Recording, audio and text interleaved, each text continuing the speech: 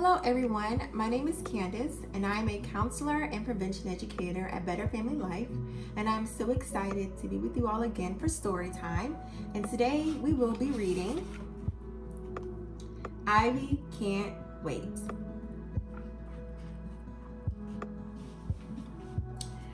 Note to parents. In this story, Ivy the impatient iguana discovers that things that take time are worth waiting for. Because of her impatience and the need for immediate gratification, Ivy has several mishaps and ends up feeling miserable. With the help of Ollie the obedient ostrich and her other alpha pet friends, Ivy learns the benefit of being patient and gets a welcome reward in the end. In addition to enjoying this humorous story with your kiddo, you can use it to teach a gentle lesson about the important value of patience and the benefits of thinking ahead. You can also use the story to introduce the letter I. As you read about Ivy the impatient iguana, ask your kiddo to listen for all the I words and point to the objects that begin with I. When you finish reading the story, your kiddo will enjoy doing the activity at the end of the book. One sunny spring day, some of the alpha pets received a letter written in brightly colored ink. It was an invitation from Ollie the obedient ostrich. My dear friend, the weather is getting warmer, the days are getting longer, and summer will be here soon. The trees are blooming in the orchard and strawberries are ripe for picking. Please come to visit me in the country. We'll have lots of fun and we can enjoy some yummy strawberry shortcake and iced tea in the gazebo. Your friend, Ollie. If you'd like to visit Ollie today, I'll be glad to drive you all, said Perry the polite porcupine. Oh, that would be so nice, said Lizzie the lazy lamb. The fresh country air is so relaxing. Well, said Benny the vocal vulture. What an absolutely superb idea. I would dearly love to be in the country again. Ooh, I can't wait to get to Ollie, said Ivy the impatient iguana. I can almost taste that strawberry shortcake. It's my very favorite treat. Let's leave now.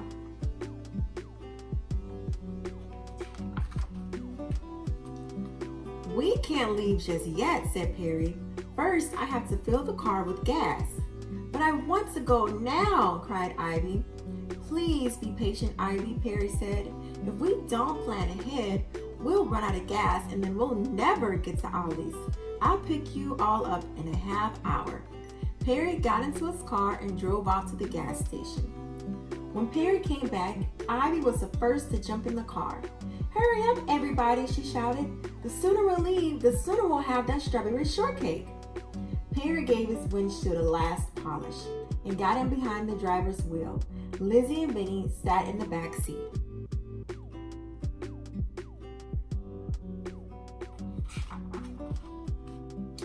Everybody buckled their seatbelts and they drove off. After just a few minutes, Lizzie was fast asleep and Benny was busy looking at the road map and reading all the road signs. Are we there yet? Ivy asked. Oh, no. We have quite a long way to go, said Benny. Be patient, Ivy. It's a perfect day. A lovely day for a nice, slow ride in the country. Slow schmo, said Ivy. Faster, Perry. I want to get to that shortcake as fast as possible. I can't go faster than the speed limit, said Perry. Please try to relax and enjoy the ride, Ivy. But Ivy couldn't relax. Every few minutes, she jumped up and wanted to know if they were at Ollie's yet. Are we there yet? How much longer will it take? Is that Ollie's orchard ahead? Can you go a little faster?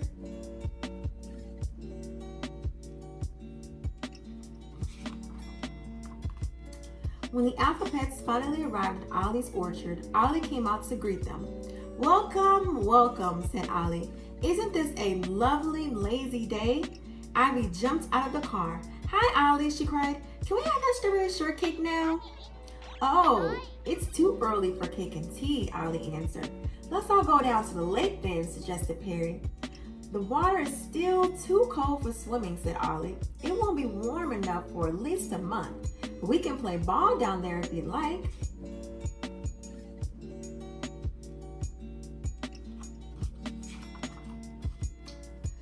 While the others went to get the ball, Ivy ran down to the lake. She took off her shoes and socks and stepped into the water.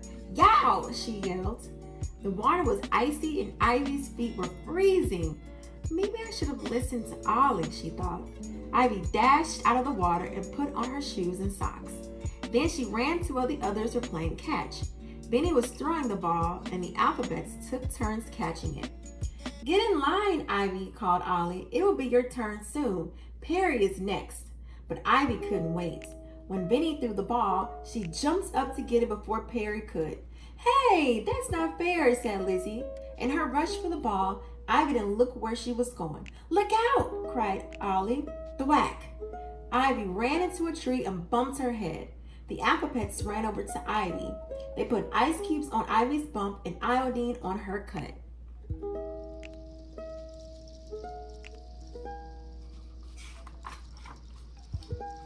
When Ivy was feeling better, everyone went back to the house.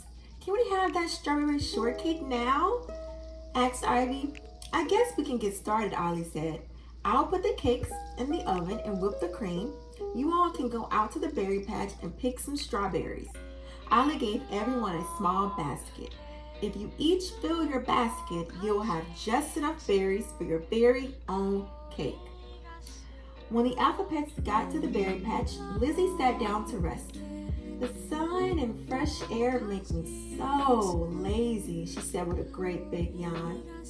"I must say, it is truly beautiful here." "Yes, it is indeed," said Benny. "Just look at the flowers and all these busy insects. I could watch them for hours and hours. The ants are working in their ant hills and the bees are all busy collecting pollen." "I wish you all get busy picking these berries," called Ivy. So everyone started to fill their baskets.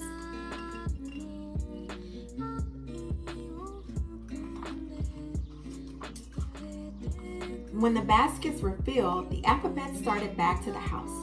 On the way, Ivy looked at her basket of berries. "These strawberries sure look and smell delicious," she thought.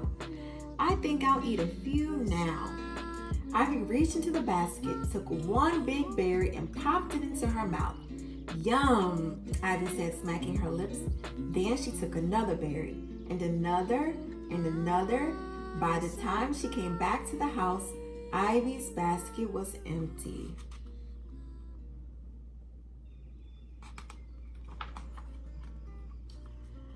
Ollie was waiting in the kitchen when the alphabets returned. Those cakes smell so delicious," said Ivy. "But I ate all my berries. Now I won't have any for my cake." "Oh dear," Ollie said. "Well, you can still have the shortcake and cream." "Oh, good," said Ivy. "Are they ready now?" Ollie looked at the timer.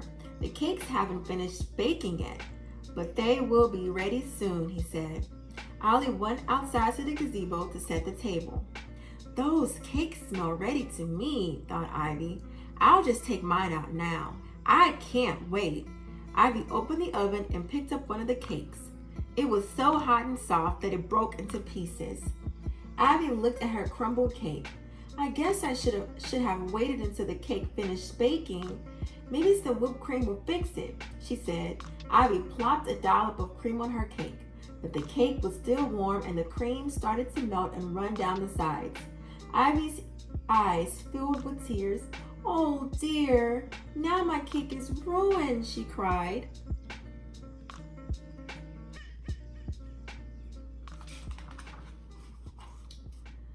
Soon the rest of the cakes were baked and cooled. Ivy watched as the others put strawberries and whipped cream on their cakes and took them out into the ivy-covered gazebo. When they sat down to eat, the alphabet saw that Ivy was feeling very sad, so they each gave her a taste of their cake. Ivy thanked them and said, "I guess Ollie was right. I should have waited." Ollie poured iced tea and then Benny got up to make a speech. He cleared his throat and said, "My dear friends, I cannot let the day go by without saying just a few words to our dear and generous host, Ollie. Spring is a most delightful and glorious time to see the wonders of Mother Nature. The birds are building their nests and sitting patiently on their eggs. The caterpillars weave their cocoons ever so carefully. The fruit trees bud and blossom, and the fruits go bigger and sweeter until the time comes for them to be picked. Nature does everything in its own good time. It can't be rushed. There's a lot we can learn from good old Mother Nature. Thank you, Ollie, for this wonderful, lovely day in the country. Everyone applauded and finished eating and drinking.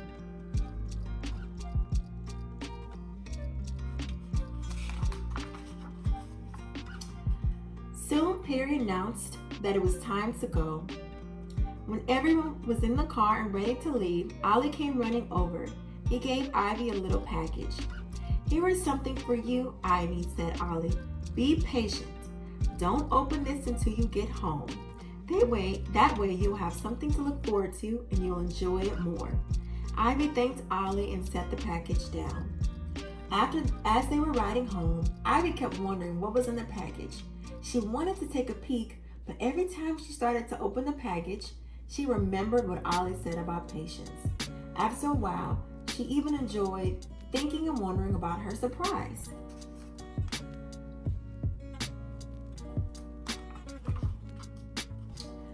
When the alphabets arrived home, they went into Ivy's house to watch her open the package. Carefully, she untied the string and took off the wrapping paper. She opened the box. In the box was a beautiful strawberry shortcake along with a note. "Dear Ivy, I hope it's not too late for you to enjoy this treat. Remember, there's no shortcut to shortcake. Your friend, Ollie." Ivy smiled and took a big bite of the cake. Then she offered some to all her friends. "This treat was certainly worth waiting for," she said.